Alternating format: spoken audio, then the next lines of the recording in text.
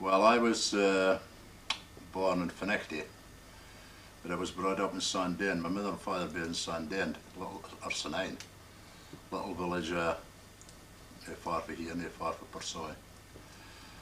My upbringing was, I suppose, like most fisher loans at that time, pretty poor. There wasn't much money about. And being born in 1929, I was 10 when the war broke out. And my father was commander RNR, same as a lot of the fishermen was at them. And I suppose at that time we were standing a living good up because my father got away to war and he was getting a lot more money than he was getting as a fisherman, even though it was wartime. And my years is during the war. I was 10 when the war broke out. I was 16 when it finished. And when I was 14, I went to Greenock aboard the steam drifter John Watt. And at that time, the drifters and all the fishing boats was commandeered by the Admiralty. And for ferrying stores and men back and forth to the ships in the Clyde. And I was there from I was 14 till I was 16. I left that in 1946. I found that very interesting. I was there at the time of D-Day. When all the ships left the Clyde to go to D-Day, the landings in France. Huge amount of ships, American Navy, Kent, all the warships, aircraft carriers. It was a fine, interesting part of my life. And when I left, when I came out of that, I went to fishing. And I must say, I was never wanting to be nothing else but a fisherman. That was my only ambition in life, to be a fisherman. And I was lucky or unlucky enough to be in the steam drifters at that time, the herring fishing. That's the fishing it was at that time. Just after the war, it was herring fishing, drift net fishing. They're the same as it is now. And I did a couple of years in drifters. The end of the drifters I was on was the Onward, the other end I was on was all of three. And then in 1948 I was called up to do my national service, spent 2 years in the army, 2 years or nearly either 2 years in Germany. Just after the war, 1948 to 1950, it was another interesting experience, I must say. Germany was flat that time, it was bomb flat,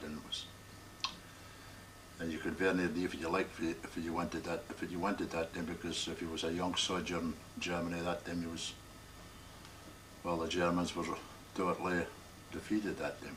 It was fine. When I came out of the army in 1950, the drifters was a kind of dying out at that time. There were hardly any drifters left. There was one or two near lad. And I went to see Ned. That was the incoming thing at that time. I remember I was in the Basil Hill a while. I did spend just before it. I did spend a couple of years in herring drifters before I went to see Ned. And the incentive of the broch was in them. I spent 2 years with Fred and the broch and the incentive. Then I went to see Ned. And just after that, or during that time, I took my skipper's ticket. I wanted to be a skipper, I tried to be a skipper anyway. And I went skipper in 1954. I had my own boat out, I booked a boat out a week called the Golden Eagle, 55-foot boat, and went to see Nan. Fairly fortunate to see that. There wasn't a lot of money to be made. There wasn't making a heap of money that time. And I kept that boat for 6 years, the Golden Eagle. And I got married when I had that boat. Married Sheila. Moved from Snine to Portsoy.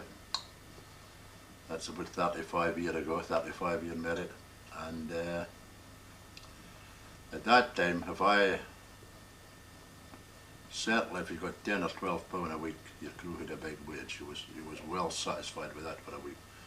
And I remember Sheila speaking about it not long ago and saying that at that time £10 was very good. Not much East knew, but that was all right that time. I sold the Golden Eagle because I wanted a bigger boat, and I bought the Lord Star out of Lossie. The Lord Star cost me £3,000 for a 70-foot boat, about 1960, 1959, 1960. Keep it the Lord Star for about 6 years, built a new boat in Thompson's a bucky called the Illustrious. Again a 70-foot sea knitter. Was a very profitable boat to me, the Illustrious. Did very well in her over the years, no problem paying her back and no hassle, and kept that boat until 1984 when I retired for the sea. During that time, the time that I had the Illustrious, I think there was a thing happened to me that was pretty important in my life. I'd been sort of interested in the politics of fishing, and I used to go along to as a very young skipper, along to the branch meetings in Bucky, and I took an interest in what was going on in the shore side of the fishing, besides just going to sea, on the political side, as opposed to the buying side. I never had anything to do with that.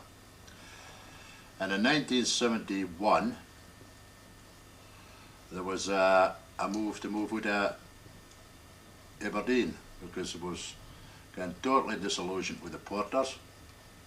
Aberdeen was paying very high prices and a lot of money to land for fish, and the skippers decided to move out of Aberdeen to Peterhead.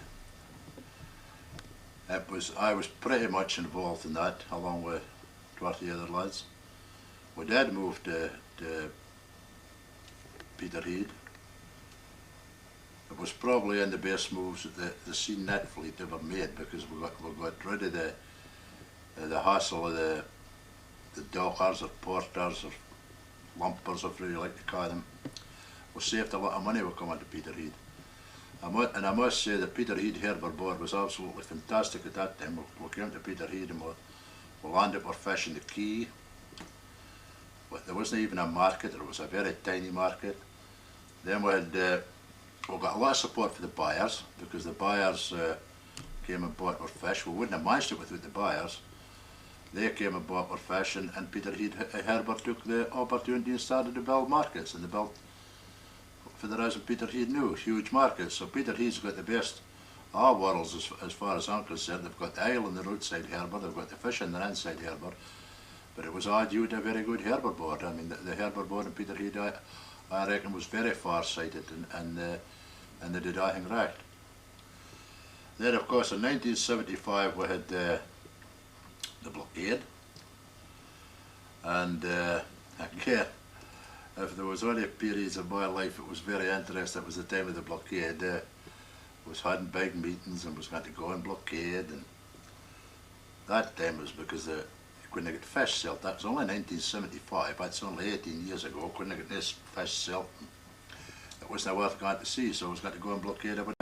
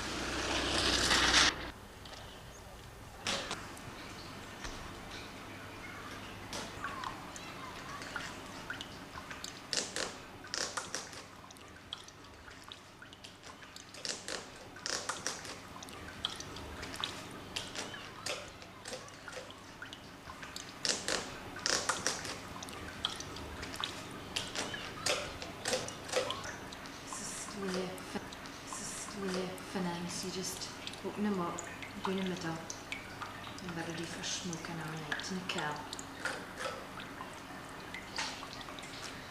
And they're ready in the morning. Well, as I said to you, that's as I started as a lad, like it was mostly a 40 fitters and seen it as you can. But now they're changing so much into trawling and beer trawling, beer prawning and what have you. There's more technology in the job now, you see. Okay? So there have been a lot of changes since the time that you started to see it. When did you start to see it? Oh, it's a while back, 1920. Well, you get me know, didn't you? I know, I'm getting the twig for a start, it's a while back. Fun sheep big it. 35. 35, 30, 34, 35, whenever. But you've I worked at this port? I've been here, aye. Well, I had a slight spell up in Bucky Lake, a boat in Bucky outside, just a wee while. Generally worked out here all the time. And you became harbour master? I became harbour master about 6 years ago, 6 odd years ago. And that was when you retired off the sea itself? Aye, that's right. So you must have seen massive changes in the development of the fishing here, in the port itself. The size of the boats and everything, and I think it's for a better, is it better? Better for them, it's doing well, eh? Well, some lads are doing alright, but it's definitely declining the fishing, let's put it that way, I would say. Right, and you did say this is a private port It's a well. private harbour, I've been for another year old mare. Right, so we don't like port on the coast, it's owned by the ratepayers at Whitehills. There's two. Two? Russian, no. Okay. Richmonds. So, what was the fleet when you started here? Oh, there's a fleet of about 35, 40 boats now started here. Easy. That's 40 fit boats now. You see now there's only about 10 off fleet here now. But they're bigger boats. Bigger boats. And is the boats at Whitehills here land at Whitehills? Yeah, the majority of them land at Whitehills. One of them modern land on the west coast. That's a bigger boat. Bigger type of boat. They are the fisher west coast after. What have we got here? That's the yachts. I got a .2 and then we've actually harbour about 8 steady yachts, like 8 yachts.